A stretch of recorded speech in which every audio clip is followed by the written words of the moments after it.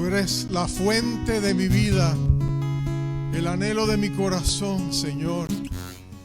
Te cantamos esas palabras porque reconocemos que si hay amor, aunque sea imperfecto en nuestros corazones, es porque tú lo pusiste allí, porque tú nos amaste primero. Cada uno de nosotros estaba perdido, estábamos lejos del reino de los cielos, y tú, el buen pastor, buscaste a la oveja perdida y nos perseguiste por lugares donde nos metimos y enviaste el bien y la misericordia que iban detrás de nosotros sin darse por vencidos. Y cuando nos encontraron y tú cambiaste nuestro corazón y estábamos quizás en una crisis o enfrentando un gran desafío, pero tú nos encontraste, nos recogiste con cuerdas de amor, nos levantaste y nos llenaste de tu misericordia y de tu gracia. Y por eso en esta mañana nosotros te cantamos y declaramos que tú eres bueno y para siempre es tu misericordia. Declaramos que tú eres hermoso a nuestros ojos porque tú has sido bueno para con nosotros.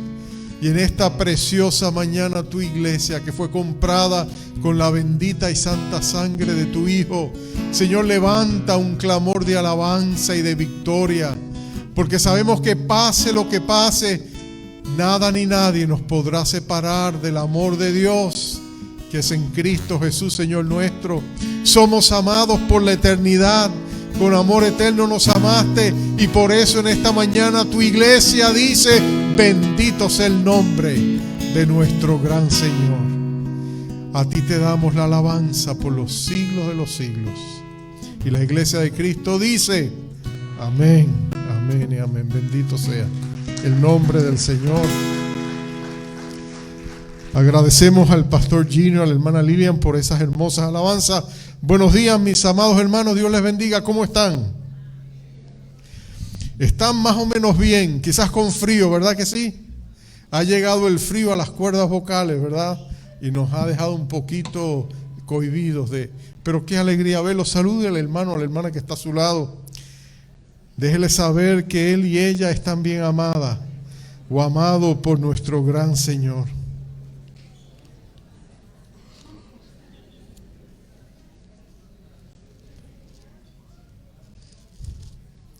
Dicen que más tarde va a nevar un poquito, dicen, ¿verdad que sí? Dicen que unas 5 pulgadas más o menos, pero vamos a ver.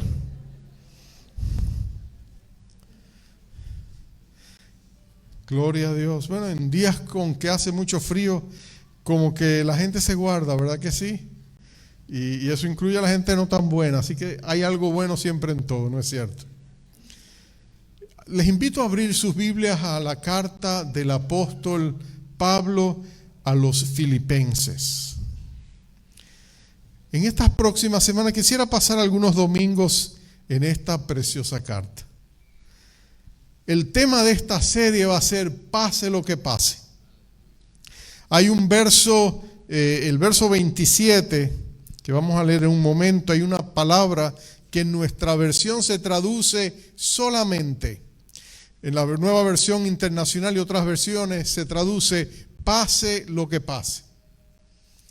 Y lo que está diciendo, y lo vamos a ver en el contexto, es que no importa lo que tú y yo tengamos que enfrentar, con Jesucristo podemos hacerlo y salir victoriosos. Y yo pienso que ese es un mensaje que nosotros necesitamos escuchar en estos tiempos en que estamos viviendo y entrando.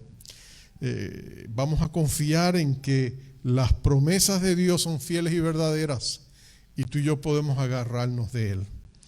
No vamos a leer todo el capítulo, vamos a empezar en el verso 21 y vamos a leer hasta el 30. Pablo escribiendo a una iglesia muy amada, la iglesia en Filipos. Dice así la palabra de nuestro Dios: porque para mí el vivir es Cristo y el morir es ganancia. Mas si el vivir en la carne resulta para mí en bendición de la obra, no sé entonces qué hacer, qué escoger. Porque de ambas cosas estoy puesto en estrecho, teniendo deseo de partir y estar con Cristo, lo cual es muchísimo mejor. Pero quedar en la carne es más necesario por causa de vosotros. Y confiado en esto sé que quedaré, que aún permaneceré con todos vosotros para vuestro provecho y gozo de la fe, para que abunde vuestra gloria de mí en Cristo por mi presencia otra vez entre vosotros. Solamente, pase lo que pase, que os comportéis como es digno del Evangelio de Cristo, para que sea que vaya a veros o que esté ausente, oiga de vosotros que estáis firmes en un mismo espíritu, combatiendo unánimes por la fe del Evangelio, y en nada intimidado por los que se oponen, que para ellos ciertamente es indicio de perdición, mas para vosotros de salvación, y esto de Dios.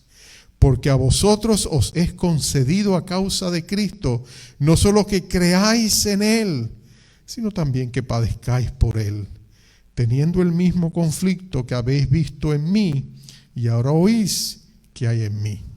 Dios bendiga su palabra. Vamos a orar.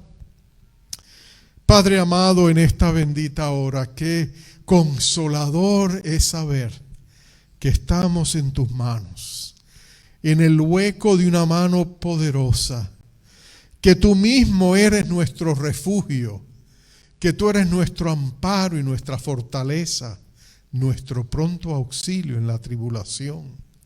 Qué bueno es reconocer que a pesar de lo que pueda suceder en este mundo, nosotros estamos seguros en ti. Tú eres la piedra inconmovible de los siglos. El mundo puede temblar y estremecerse, pero nosotros estamos seguros parados en esa roca que no se mueve, que es Jesucristo mismo nuestro Señor. Gracias, Padre, que tenemos esa seguridad. No tenemos razón para temer, sino para llenarnos de tu gracia, de tu amor y de tu bondad. Y por eso en esta hora te pedimos que nos hables al corazón y que forjes en nosotros esa fe inconmovible, tenaz, que nos permite esperar lo mejor aún de lo peor. En Cristo Jesús te lo pedimos y te damos gracias. Amén. Amén, amén. Podemos sentarnos, amados hermanos. Uno de los héroes modernos de la fe es un pastor rumano llamado José Tison. Él era un pastor muy conocido y respetado en Rumania. En aquellos tiempos, el país comunista, él comenzó, la mayoría de los ministerios y las iglesias pasaban el tiempo alabando a los líderes comunistas para quitárselos de encima. Pero llegó un momento en el corazón de este siervo de Dios que él dijo, no puede ser así, yo quiero exaltar solo a Jesucristo. Y empezó a predicar mensajes centrados únicamente en la palabra de Dios y alabando únicamente a Jesús, y por supuesto capturó la atención de las autoridades. Y de pronto empezó a predicar con valor y con denuedo, y las autoridades lo mandaron a arrestar, lo llevaron prisionero y lo tuvieron allí, y ellos eran realmente terribles con los prisioneros. Los castigaban, los crucificaban, imagínense ustedes en tiempos modernos, los llenaban llenos de su excremento y después les hacían pasar una serie de cosas inauditas. Pero cuando él lo arrestaron, lo llevaron por ser un pastor, ellos querían realmente intimidarlo. Y por supuesto lo golpearon, le intimidaron, le dijeron que dejara de predicar su evangelio.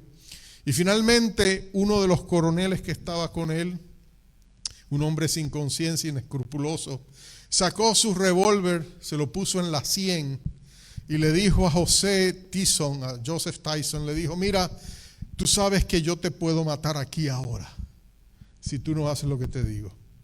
Y fue entonces que Joseph Tyson, sin duda inspirado por el Espíritu de nuestro Señor, cumpliendo la promesa dada por Jesús de que cuando sus hijos estuvieran en estas circunstancias que no temiesen, que sería el mismo Espíritu Santo el que hablaría a través de ellos. Él le dijo estas palabras. Tyson lo miró y le dijo, mira, tu arma suprema es matarme. Mi arma suprema, dijo él, es morir. Pero yo quiero que tú sepas algo. Mis mensajes se escuchan en todos lugares. Y ahora, si tú me matas, la gente que los escuche va a decir, oh, mira, hay que prestarle más atención, porque este hombre con su sangre selló este mensaje. Este hombre realmente sí creía lo que predicaba, y mis palabras resonarán en los oídos de los oyentes. Y aún desde mi tumba, mi triunfo será incontrovertible, indudable. Y yo estaré en la presencia de Dios. El coronel lo miró con odio. Guardó su pistola y le dijo con sarcasmo, entonces no voy a ser un mártir de ti. Esa misma hora lo soltaron y él pudo seguir predicando sin temor la palabra de Dios. Muchas cartas y eventos y cosas increíbles han pasado desde las prisiones. Algunas de las cartas más resonadas en la fe cristiana fueron escritas desde las prisiones. Martin Luther King escribió su famosa carta desde la cárcel de Birmingham, Alabama, y conmovió a una nación que estaba indecisa racialmente entre practicar la total libertad o hacerle justicia a los de la raza negra. Sabemos que Dietrich Bonhoeffer escribió su famoso libro, Carta desde la prisión, y conmovió a una iglesia durante la Segunda Guerra Mundial que estaba siendo sometida a los nazis y despertó con cartas como la de este gran mártir cristiano. Sabemos que Juan Bunyan escribió su famoso clásico, El progreso del peregrino desde una prisión. Alejandro Solzhenitsyn, las cartas del Gulag, también conmovieron al mundo entero desde allá en Rusia, en Siberia. Muchas cartas se han escrito desde las prisiones que han conmovido al mundo por creyentes cristianos, pero déjame decirte, ninguna se comparan a las cartas que escribió el apóstol Pablo desde la prisión. Estaba preso en Roma cuando escribió la carta a los Efesios, la carta a los Filipenses, iglesias que él había plantado, la iglesia a los Colosenses, iglesia que nunca había visitado, y por supuesto la carta personal a Filemón. A su amigo Filemón también le escribió la carta en relación a su esclavo llamado Onésimo. Cartas escritas desde la prisión, cartas que resonaban de fe, de esperanza y de amor en las peores condiciones. Y esta carta a los Filipenses es especial, porque marca un contraste. ¿Qué carta llena de entusiasmo, de gozo, de fe que destilaba optimismo podría escribirse desde una prisión? Y sin embargo, la carta a los Filipenses es una oda al gozo que Dios nos da, no importa las circunstancias en que nos encontremos. Y él la escribe a esta hermosa iglesia que estaba en la ciudad de Filipo. Filipo era una ciudad muy importante en el Imperio Romano, era una colonia romana. Lo que quería decir que tenía también su propio mini ejército ahí dentro de la ciudad, tenían su propio legión romana que estaba allí cuidando la ciudad. Era estratégicamente ubicada porque estaba en Europa, pero conectaba Europa y Asia desde Grecia, de manera que era un lugar comercial, muy importante políticamente, económicamente, militarmente para Roma. Y Pablo plantó allí esta iglesia. Y sabemos que fue Dios quien dirigió a Pablo hasta allí, porque si tú recuerdas en el libro de los Hechos, Pablo no quería irse allí, Pablo pensaba entrar a Asia y el Espíritu Santo se lo prohibió. Entonces viró hacia el otro lado y vio la región, la provincia de Bitinia, quería entrar allá y el Espíritu Santo también le dijo no. Y entonces confundido, mientras oraba esa noche, Dios le dio la visión del varón macedónico que le dijo, entra a la provincia de Macedonia y Filipos será la capital de esta provincia. Y Pablo va allí y planta la iglesia. Conoces la historia. Esta iglesia nace en una prisión, porque Pablo y Silas fueron arrestados, metidos presos en la ciudad de Filipos. Y allí, mientras ellos, después de haber sido golpeados y azotados y están sangrientos y encima de eso puestos en el cepo, ellos en medio de esa tribulación deciden alabar a Dios. Y mientras cantan y alaban a Dios, hay un terremoto, se sacude la cárcel y ellos son liberados. Y tú sabes que es ahí, en medio de todo ese drama, que el carcelero se convierte y después le sana las heridas y después él y toda su casa se convierten en el centro de la iglesia que nace en esta ciudad de Filipos. Ahora, 11 años después, Pablo está preso en Roma, le escribe a ellos. Lo que sucedió es que la iglesia supo de lo que estaba pasando con Pablo y mandaron un hermanito de la iglesia a llevarle una ofrenda llamado Epafrodito. Y él llegó a Roma, pero cuando estaba en Roma se enferma, casi se muere. Pero Dios tiene misericordia, lo levanta y Pablo escribe esta carta y él es el que se la lleva de vuelta a los hermanos en Filipos. Y en esta carta, el corazón de esta carta es este. Pablo en el primer capítulo está enfrentando la situación, no sabe lo que va a pasar. Él ha apelado a César, ¿se acuerdan? Y después de haber sobrevivido el naufragio llega hasta Roma, pero el emperador es Nerón, y tú te acuerdas de Nerón o has escuchado de Nerón, uno de los emperadores más peculiares y salvajes que tuvo Roma. Y tú sabes que ese hombre cuestionaban hasta si estaba cuerdo del todo. Pero tú sabes lo que él hace eventualmente. Pablo tiene que comparecer ante él. Él no sabe si lo dejará libre o le quitará la vida. Él está metido en un mundo de incertidumbre, no sabe lo que va a pasar. Y el tenor de esta carta a esta iglesia es: amados, pase lo que pase, Dios está en control. Mira a la persona que está a tu lado y le mira: pase lo que pase, Dios está en control. Él comienza la carta mostrándonos y enseñándonos lo que nosotros debemos hacer con la gente que amamos. Él comienza la carta diciéndole a estos hermanos: mira, les llevo en mis pensamientos, les llevo en mi corazón y les llevo en mis oraciones. ¿No deberíamos nosotros así llevar a la gente que amamos? Todos siempre le llevamos en la mente y en el corazón, pero también debemos añadir llevarles en nuestras oraciones para realmente impactar sus vidas. Y eso es lo que Pablo le escribe a esta carta.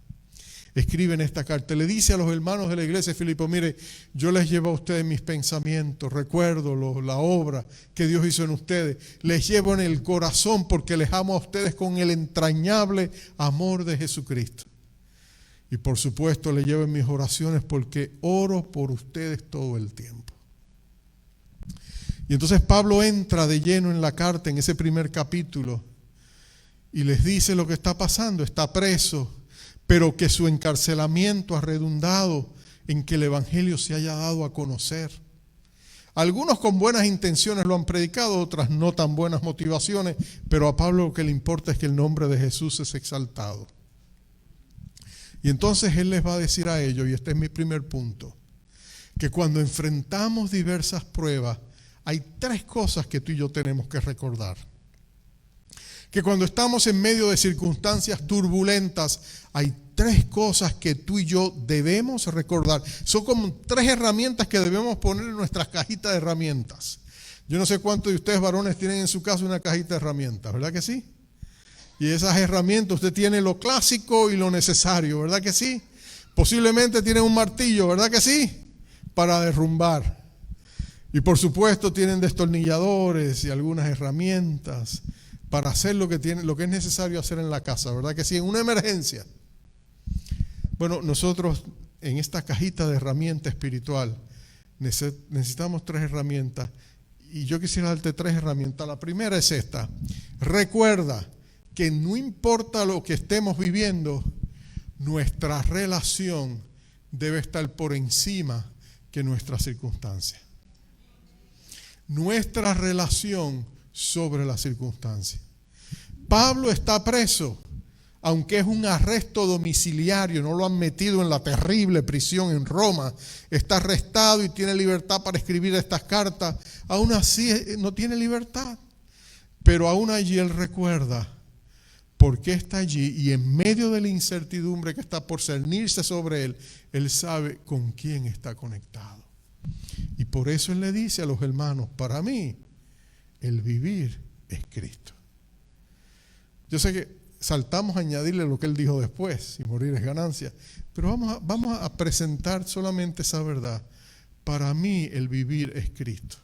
En medio de esta severa prueba, en medio del naufragio que sucedió 2 años antes, en medio del encarcelamiento que tuvo antes de eso en Cesarea y que ha permitido que ahora lo trasladen a Roma, en medio de todas y cada una de esas circunstancias, Pablo decía: mi primaria relación es con el Señor. En medio de pruebas, yo sé a dónde correr. ¿Tú sabes a dónde correr en medio de pruebas? ¿Tú sabes a dónde ir para encontrar refugio en medio de la prueba, en medio de las circunstancias? Yo recuerdo Kate Arthur, es una escritora cristiana. Ella cuenta de un amigo que era cazador en los montes de Oregón. Y había salido con su hijo de caza, como era su costumbre en la temporada de cazar venados. Él había salido a cazar venados. Y por favor que nadie diga: ay, pobrecita Bambi, porque de verdad lo cierto es que es una práctica entre los cazadores. Pero lo cierto es que cuando están saliendo de un pequeño bosque para entrar en otro bosque, y entre los dos bosques hay un lugar claro donde no hay maleza, y él va saliendo de allá, van para allá a seguir en su búsqueda, y de pronto, inesperadamente, como una bala perdida, sale corriendo un conejo. Sale corriendo a toda velocidad y ellos lo ven venir. Usualmente esto es bien inusual porque el conejo viene corriendo hacia ellos. Usualmente ellos evitan los humanos, pero este conejito venía corriendo y se depositó a sus pies. Y se acurrucó debajo de sus pies. Y estaba tembloroso y sudado, cansado, fatigado. Y ellos lo miran y dicen: pero esto es lo más raro del mundo. Pero cuando el hijo le dice: no, pero mira, papá, a las afueras del bosque, de pronto sale un puma, un león de montaña, como le llaman, una comadreja. Y salió y frenó congelada, mirando hacia donde los cazadores, porque obviamente había estado persiguiendo al conejo. Y el cazador entendió exactamente lo que estaba pasando. El conejito no sabía dónde correr. Y había ido a su último recurso, el último lugar donde dijo: a lo mejor me protegen. Y se había acurrucado a los pies del cazador. El cazador levantó su rifle, apuntó hacia la comadreja, no quería matarla, así que le disparó a unos pasos antes. Por supuesto, el león de monte o el león montañés se levantó, el puma se saltó y salió corriendo y se escondió en el bosque. Después de unos momentos, el conejito recuperó el aire y salió corriendo en dirección opuesta.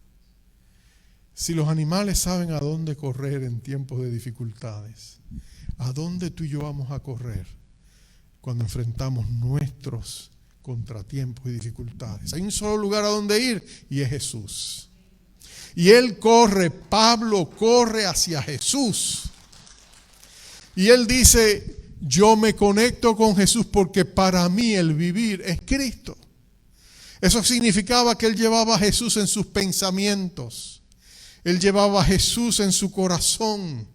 Y él llevaba a Jesús en sus oraciones. Él oraba. Él sabía que la presencia de Dios con él era tan segura como el piso donde tenía puestos los pies. Él sabía que Cristo estaba con él anteriormente en cada situación y adversidad. Cristo había estado con él.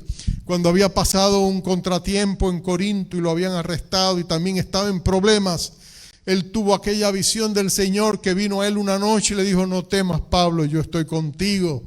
Sigue adelante predicando sin temor porque yo tengo mucho pueblo en esta ciudad. Para él Jesucristo no era un recuerdo, era una experiencia viviente.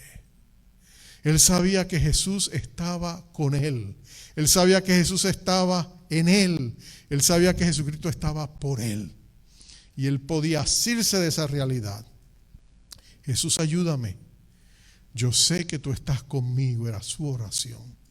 Y por eso él sabía que no importaba lo que pasara, él tenía la seguridad de que Jesús estaba con él. Y Jesús estaba haciendo su obra en él. Nota que en medio de las circunstancias que pueden cambiar, no importa la estación o la etapa de tu vida donde tú te encuentres, o el desafío que venga a enfrentarse en esa etapa de tu vida, si eres joven, si eres anciano, si eres mayor, tú siempre puedes llamar al nombre de nuestro Señor Jesucristo. Tú siempre puedes llamarle a Él. El nombre de Jesucristo es poderoso para guardarnos y protegernos. Declara el poder del nombre del Señor Jesucristo sobre tu vida, tu familia, los que amas. Recuerda que hay poder en el nombre de Jesús. Recuerdo un joven de nuestra iglesia hace unos años atrás. Estaba sentado comiendo su almuerzo en su escuela, en la cafetería de su escuela. Él se había sentado solito en una esquina y vino uno de los bullies y lo miró y empezó a molestarlo. Y él dice que él estaba tan nervioso porque cuando miró al bully, vio que el bully había entrado con un arma a la escuela y no sabía qué hacer, se puso nervioso y dijo, lo único que pude fue cerré los ojos y empecé a orar. Y algo cambió, me dice. Porque el bully, cuando yo abrí los ojos para ver si el bully todavía estaba ahí, ahí estaba. Y lo que me dijo fue, oh, ¿tú eres cristiano? ¿Tú vas a la iglesia? Le dijo, sí. Dijo, oh, mi mamá también. Se sentó con él y almorzó con él. Pero lo que te quiero decir es, podemos clamar al nombre de Jesús, desde el más joven hasta el mayor. Y Cristo nos dice, yo estaré con vosotros todos los días hasta el fin del mundo. Pero tenemos que conectarnos con Él. Tenemos que declarar con fe las promesas de Cristo. Porque nadie como el Señor para cumplirlas. Y eso es lo que Pablo hace. Pablo no solamente clama las promesas de Cristo. Él sabe que no solamente hay relación sobre circunstancia, hay certeza frente a la incertidumbre. Cuando tú y yo enfrentamos situaciones inciertas y no sabemos qué puede pasar o qué va a pasar, hay cosas que son ciertas y son certeras y de esas tú tienes que agarrarte. Y una de las cuales tú tienes que agarrarte fehacientemente es la promesa de que Dios te ha dado para situaciones como esa. Dios te dice, y Él no miente, Él te ha dicho, estaré con vosotros siempre hasta el fin del mundo. Todos los días la presencia del Señor es manifiesta en nuestras vidas. Esa es una certeza, tú puedes agarrarte de eso. Toma las promesas de Dios y cítalas con confianza y seguridad, porque Dios cumple cada una de sus promesas. Dios nunca ha dejado de cumplir ninguna de sus promesas. Y si tú las clamas y te agarras de ellas, tú vas a descubrir de que Dios es bueno, de que Dios es fiel, de que Dios cumple sus promesas. Pablo le dice una de las promesas que Dios le ha dado en el verso 6 del capítulo 1. Él le dice, estando persuadido de esto, que el que comenzó en vosotros la buena obra la va a perfeccionar hasta el día de su venida. Hasta el día de Cristo Jesús. Mira lo que él dice, Dios ha empezado en ti una buena obra, la obra de santificación. Después que Jesucristo te salvó y te trajo a su reino y te trasladó del reino de las tinieblas al reino de su luz admirable, Dios ha empezado a hacer una obra dentro de ti. Y Él te ha dado la promesa inquebrantable de que Él la va a completar. Y Él está obrando en ti. Pablo, escribiendo en su carta a los Efesios, lo presenta de otra manera. Él dice, porque somos hechura suya, creados en Cristo Jesús para buenas obras, que Él preparó de antemano para que nosotros anduviésemos en ella. Él dice, somos hechura suya, somos una obra de arte. Dios está obrando en nosotros como si nosotros fuéramos una obra de arte que Él quiere perfeccionar para que a través de todos los siglos y las edades y la eternidad, todos puedan ver la obra que Él hizo en ti. Y Pablo estaba persuadido, seguro, de que el Dios que había comenzado su obra en ti, la iba a terminar.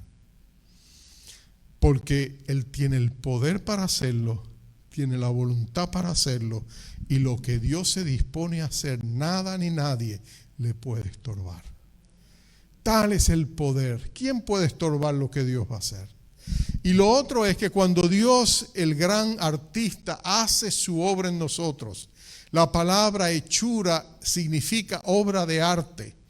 Y cuando Dios empieza a hacer su obra de arte, Él está intensamente enfocado en lo que está haciendo. Cuando yo estudiaba en la universidad en mi país, el departamento al cual yo pertenecía estaba al lado de otro departamento, el departamento de arte en la universidad. Y yo me hice amigos con muchos chicos y jóvenes que eran artistas. Algunos eran pintores, otros eran escultores. Recuerdo un chico en especial, Roberto Robles. Llegamos a ser buenos amigos, un grupo nos hicimos amigos. Y él nos invitó una vez a la casa y nos mostró las pinturas que tenía. El hombre era un artista. Y entonces nosotros llegamos a conocerlo, pero descubrimos algo de él y de la mayoría de los artistas. Cuando ellos empiezan a enfocarse en su pintura o su escultura, ellos se olvidan del mundo que les rodea. Ellos se enfocan en lo que están haciendo. La mamá de Roberto decía, no, cuando él se pone a pintar no se le puede molestar. Él está enfrascado en lo que está haciendo y él está ahí hasta que termina lo que quiso hacer en ese día, o si termina la obra o lo que sea. El hombre no se le puede molestar, él está enfrascado en lo que está haciendo. El gran artista, el gran alfarero, el todopoderoso Dios está trabajando en ti. Él está obrando en ti. ¿Y qué está tratando de hacer Dios en ti? Él está creando la imagen de su Hijo dentro de ti. Él está formando a Cristo dentro de ti. Él quiere que tú te parezcas a Él. Él quiere que tu carácter refleje el carácter de su Hijo, que tus valores reflejen sus valores. Dios te está pasando por el sedazo de la vida, enfrentando las circunstancias que sean, pero el universo entero conspira a tu favor, porque Dios está asegurándose que todas las cosas que tienen que ver y que pasan por tu vida de una u otra manera ayuden para que el propósito de Él en ti se realice. Como dicen en mi país, no hay mal que por bien no venga. Porque como dice Pablo, a los que aman a Dios, todas las cosas les ayudan a bien. Estos son a los que son llamados conforme a su propósito. ¿Y cuál es ese propósito? Él lo dice en el verso 29, el siguiente, en Romanos 8, él dice, otra vez, para que la imagen de Cristo sea formada en vosotros. Así que Dios está obrando en ti. Piensa por un momento, tú y yo, unas criaturas tan inconsistentes, tan inconstantes. Tú y yo, pecadores, a veces empedernidos. Tú y yo, imperfectos, llenos de defectos. Pero hay un Dios todopoderoso que está obrando en nosotros. Él está perfeccionando su obra en nosotros. Él está totalmente enfrascado en lo que está pasando en nosotros. Y la palabra y la promesa es que cuando Él termine con nosotros, seremos obras de arte en su presencia, trofeos de su gloria y de su gracia y de su poder. Y eso es lo que Pablo recuerda. De eso tú y yo podemos agarrarnos, de eso tú y yo podemos tener la certeza en un mundo de incertidumbre que Dios está obrando en nosotros su querer y su hacer por su buena voluntad y que la obra será terminada. Todavía no somos producto terminado, pero paciencia, que Dios está obrando. Y tú y yo a veces decimos, ay pastor, pero es que, ay pastor, yo me miro en el espejo, ¿hasta cuándo? Dios va a tener paciencia conmigo. Pero esa es la cosa, Dios ha dicho que lo va a hacer. Y Él tiene inmensa paciencia contigo. Él tiene la paciencia contigo que tú no tienes contigo. Él tiene la paciencia con otros que tú no tienes con ellos. Ese es Dios, Él está obrando. Y cuando yo era niño, una vez se me metió en la cabeza sembrar maíz.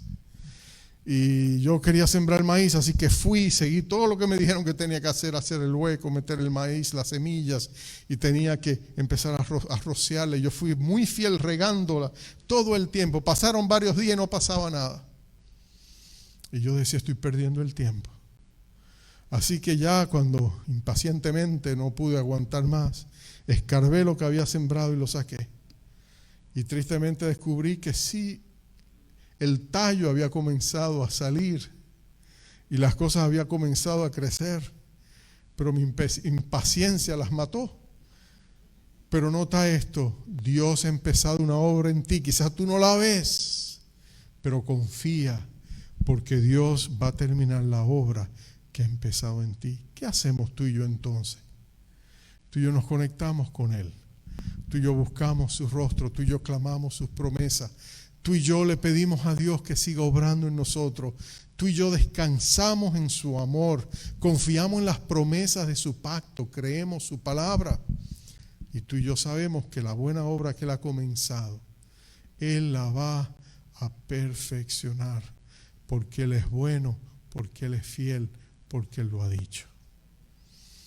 Muchos dicen, pastor, tenemos un nuevo presidente, no sabemos qué va a pasar, aquí hay terroristas en este país, se teme que haya ciertos revuelos y circunstancias. Amados, no importa lo que pase allá afuera, tú y yo tenemos a Jesucristo, tú y yo tenemos su paz, tenemos su promesa de provisión, de protección. Lo único que tú y yo tenemos que hacer es subirnos sobre las circunstancias, conectarnos con el Dios Todopoderoso, confiar sus promesas, caminar por fe, y veremos que Dios es fiel a todo lo que nos ha prometido. Lo descubrimos en la pandemia y lo volveremos a ver, porque Dios es bueno, Dios es fiel, Él cumple su promesa. Pablo le dice a ellos, miren, pase lo que pase, no se preocupen por lo que pase, nosotros somos llamados a comportarnos como creyentes.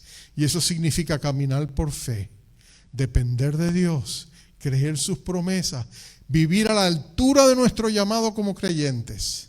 De eso se trata, vivir como Dios quiere que vivamos y mantenernos cerca de Dios. Y Dios se va a encargar del resto y nos va a dirigir y nos va a guardar y nos va a decir qué hacer en los momentos necesarios y nos va a sorprender con su provisión cuando más lo necesitemos, porque Dios es bueno, Él es fiel, Él cumple sus promesas. Y Pablo termina diciendo entonces, si todo eso es cierto, recordemos que sobre todas las cosas, la verdad más sublime de todo, es que sobre todas las circunstancias, sobre toda la incertidumbre, Jesucristo está sobre todas las cosas. Y no hay absolutamente nada que pase que Él no permita o que en medio de las circunstancias no esté con nosotros. Cristo sobre todo, Cristo en el centro de todo, Cristo como nuestro universo, Cristo a nuestro lado. Tenemos esa convicción. Él les va a decir a ellos, amados, recordemos que con Jesucristo nosotros podemos mantenernos firmes, constantes, fructíferos, porque sabemos que Dios está con nosotros. Esa es la seguridad que tú y yo tenemos. Es la seguridad que tenía Moisés cuando Dios le dijo en Deuteronomio 33:27, el Dios eterno es nuestro refugio y debajo de nosotros están los brazos eternos. Y muchos nos preguntamos, debajo de nosotros están los brazos eternos, ¿qué quiere decir eso? Y tenemos que recordar que Moisés era un pastor. Y él sabía lo que era que debajo de sus ovejas estuviesen sus brazos. Cuando tenía que transportarlas porque estaban enfermas, o las que estaban paridas o estaban embarazadas y tenía que cargarlas en los lugares más difíciles, o cuando una oveja se perdía y él tenía que ir a buscar por los riscos, él encontraba cansada y fatigada y tenía que levantarla. Moisés sabía que lo que eso significaba era que Él era nuestro pastor y que sus brazos poderosos, omnipotentes y eternos nos llevaban y nos transportaban donde el Señor quería que nosotros estuviésemos. En Isaías 40:11 se nos dice, precisamente se nos dice, Jehová es nuestro pastor, Él es el pastor de su pueblo. Él cuida con ternura a sus ovejas y Él carga y lleva con cuidado amoroso a las recién paridas. Dios es nuestro pastor eterno. Nosotros podemos confiar en Él. Pero mientras lo hacemos, mientras confiamos en nuestro Dios, mientras encontramos seguridad en sus promesas, mientras el mundo tiembla y se preocupa y se sume en dolor o angustia, en ansiedad, nosotros podemos refugiarnos en el eterno Dios que es nuestro refugio. Pero recuerda que también somos llamados a compartir las buenas nuevas de salvación con aquellos que también están perdidos y no tienen al Señor. Tiempos de crisis son tiempos oportunos para proclamar a Jesucristo a aquellos que no le conocen. Esta es la oportunidad nuestra. Nosotros vemos gente que están desesperados. Nosotros podemos ofrecerle a aquel que ha estado con nosotros, que nos ha bendecido a nosotros, que ha caminado con nosotros, para que ellos también conozcan a Jesús. Y cuando nosotros le comunicamos a Jesús a otros, déjame decirte, ellos descubren la realidad del amor de Cristo como nosotros también lo descubrimos. Estamos por entrar en un tiempo interesante, ¿no es cierto? Algunos esperan que con la nueva administración que llega entremos en mejores tiempos, quizás económicos. Esperan que las cosas mejoren. Esperamos que... Pero no importa lo que pase, nuestra confianza no está puesta en un hombre, no está puesta en un gobierno, no está puesta en nadie que no sea Jesucristo. Y nosotros oramos por esta nación, que Dios la vuelva a levantar, vuelva su corazón a Él y envíe un gran avivamiento a su iglesia en esta nación, que realmente cambie el curso y el destino de esta nación. Nuestra mirada está puesta en Jesucristo. Y si nuestra mirada está puesta en Jesucristo, nosotros vamos a estar bien. Yo quisiera que pausáramos por un momento. Vamos a tener un tiempo de oración. Queremos orar por sanidad en esta hora. ¿Cuántos de ustedes necesitan un toque sanador del Señor Jesucristo? Miren alrededor de ustedes. Hay tanta necesidad. Las buenas nuevas es que Jesucristo es nuestro sanador. Repite conmigo, Cristo es mi sanador. Cristo es mi sanador. Cristo es mi sanador. Jesucristo sigue sanando a los enfermos. ¿Cuántos de ustedes alguna vez hemos sido sanados por el Señor Jesús? ¿Cuántos de nosotros sabemos que esto no es un testimonio ajeno, sino una experiencia propia de que Jesús realmente sana? Entonces yo te invito ahí donde estás. Vamos a invitar la presencia manifiesta del Señor. Vamos a invitarle que se pase entre nosotros. Yo te voy a invitar a que levantes tu mano y la levantes delante de Dios como un testimonio de fe de que tú crees que Cristo puede sanarte. Y si tú ves a alguien con la mano levantada alrededor tuyo, yo te pido que extiendas tu mano sobre ese hermano o esa hermana y dirijas hacia él tu oración. Vamos a orar en un momento por sanidad. Vamos a invitar al Espíritu Santo. Vamos a pedirle a Cristo, nuestro gran sanador, que venga y se mueva entre nosotros y sane a los que están enfermos. Muchas veces tenemos que lidiar con el pecado asociado a nuestra enfermedad. A veces ha sido el resultado de nuestro descuido, de nuestro negligente uso de nuestros cuerpos. Pero vamos a pedirle a Dios que tenga misericordia. Vamos a pedirle, Señor, perdóname. Perdónanos, Señor. Pero te pedimos que ahora tú tengas misericordia. Tú eres nuestro sanador. Tú nos diste una gran promesa 700 años antes de que Jesús pisara la tierra. Ya tú habías prometido de que Él vendría y Él llevaría nuestras enfermedades, cargaría con nuestros pecados y que el castigo de nuestra paz sería puesto sobre Él y que por sus llagas nosotros seríamos curados. Eso pasó en la cruz del Calvario hace 2000 años atrás.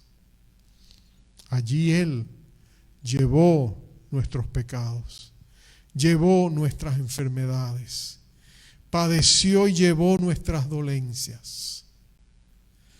Ahora nosotros te pedimos, oh Padre amado, Dios eterno, Señor, remueve enfermedades y dolencias en medio de tu iglesia en esta mañana. Nosotros te alabamos, te bendecimos.